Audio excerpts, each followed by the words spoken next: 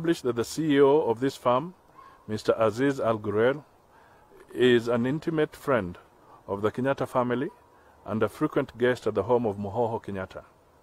In fact, Mr. Muhoho is the local contact of Al Ghurair and possibly a shareholder in the farm.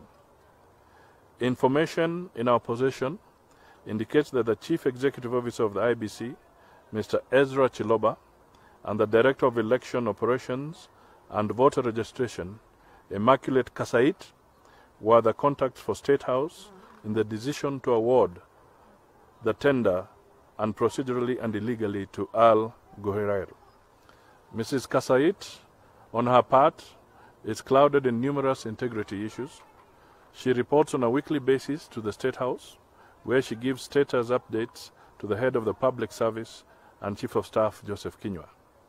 Mrs. Kasait is also a member of a Jubilee-leaning organization known as the Mount Kenya Foundation, which operates from the Parklands area. The activities of this foundation are shrouded in mystery. The offices of this organization is accessed only by President Kenyatta, Deputy President William Ruto, Mrs. Winnie Gushu, Cabinet Secretary Joseph Nkaiseri, businessman Chris Kirubi, former Cabinet Secretary Davis Chirchir, and former Chief of General Staff Joseph Karangi. Kasait provides frequent updates on the state of affairs at IBC to this group. From the foregoing, it is clear that these two senior IBC officers, CEO Ezra Chiloba and Mrs. Kasait, are currently the single most serious threat to the holding of a free and fair election on 8th August 2017. These two should immediately step aside and investigation should be commenced into their conduct and tenure at the IBC.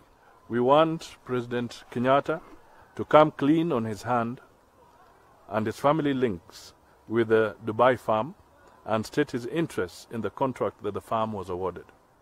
In these circumstances, the only option for IBC is to cancel this tender and award it in accordance with the law to any other reputable international printers.